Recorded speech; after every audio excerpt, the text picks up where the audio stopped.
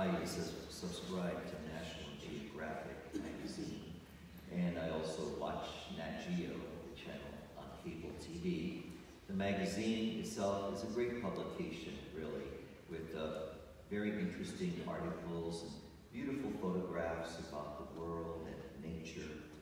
As you might guess, they write a lot about various species of animals, especially those that are endangered or threatened by extinction.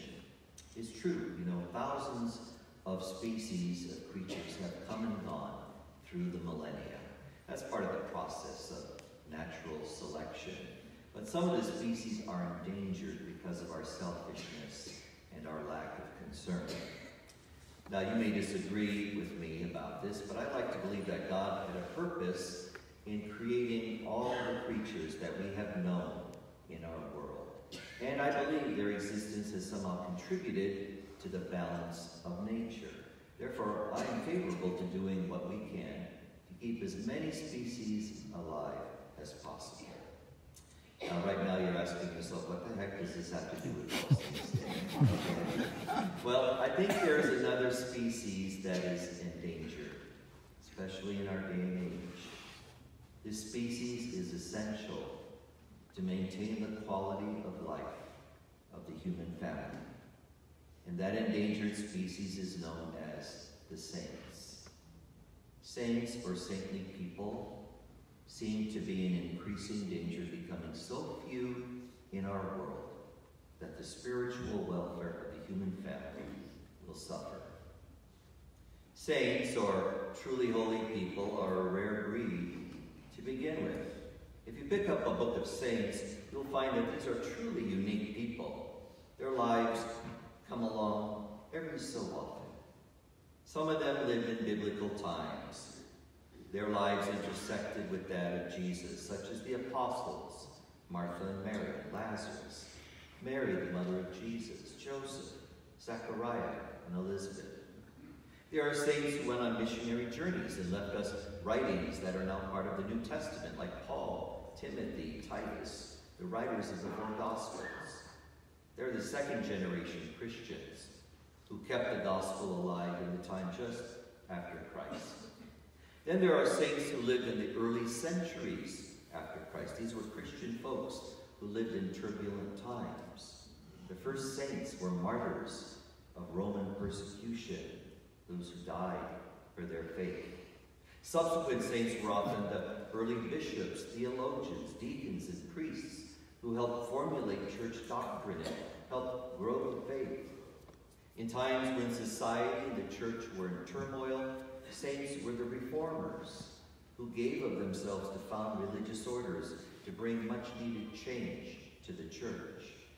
Some were hermits and monks and virgins who had consecrated themselves to Christ. During the Middle Ages, there were mystics who had various revelations about the life of Christ, whose spirituality helped strengthen the church in holiness. Some saints wrote extensively about their faith, how to live with Christ. Some were missionaries who left their homelands and traveled by land or sea to preach Christ to distant countries. Some of them even gave their lives for the proclamation of the gospel. And in more recent centuries, we've had saints who were martyred during the course of the Second World War. Those who preached peace, those who took a stand for justice in various third world countries and paid a heavy price. Our most recent saints are those who worked with the poor, those who defended human life, those who were outstanding popes. So the lives of these men and women are inspiring and often stand out as a shining star in darker times. But when you think about it, these saints are but a small percentage of the human family. It doesn't mean that there aren't more saints out there, people who follow Christ faithfully in a quiet way. But the church has really only made us aware of a couple thousand whose lives span 2,000 years of Christianity. So the saints truly are a rare breed, just as great painters and composers and poets might be considered to be a rare breed. So in light of that, we might ask ourselves, saints today? Who is it who truly stands out in our world, who might be the great peacemaker, the great reformer, the powerful prophet, the courageous martyr? Where are the saints today? Are they an endangered species? Will saints eventually become extinct? Let's face it, we need our saints today. We need people who can serve as examples of what it means to truly live the life of Christ. We need holy men and women free from all walks of life who help us maintain a healthy balance in human society. Now, having said that, I have to admit that there are probably more saints among us than we realize. They're not a noisy bunch. They're not inclined to draw attention to themselves. That's because one of the marks of a saint is humility. They don't announce themselves. They don't have promoters. They don't rise to the top of society. They don't compete for attention or seek accolades from the rest of us. These are the hidden men and women of our day and age, who are simply living the faith in simple yet really powerful ways. They may be saints who have never been recognized by the institutional church.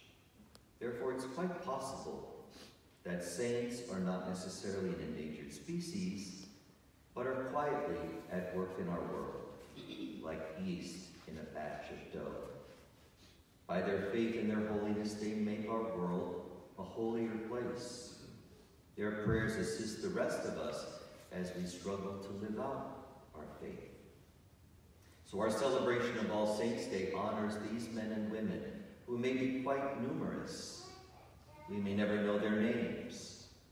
They may never have a feast day on the church calendar, yet they are here. They may be among your family members or friends or members of this parish.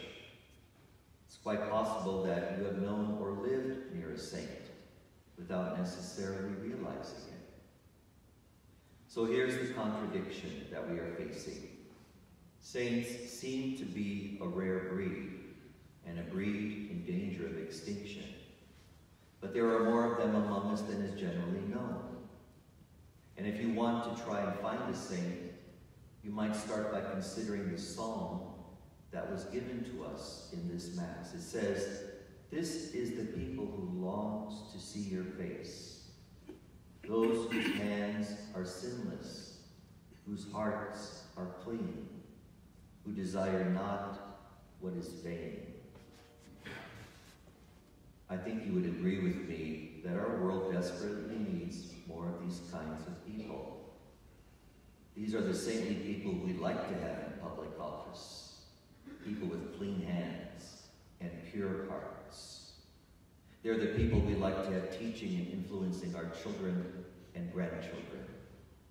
They're the people we love to get to know as our neighbors and our friends.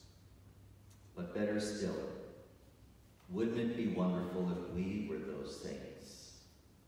We might think that we're far from the holiness of the saints we're familiar with, but the fact is, God is calling all of us to that kind of holiness.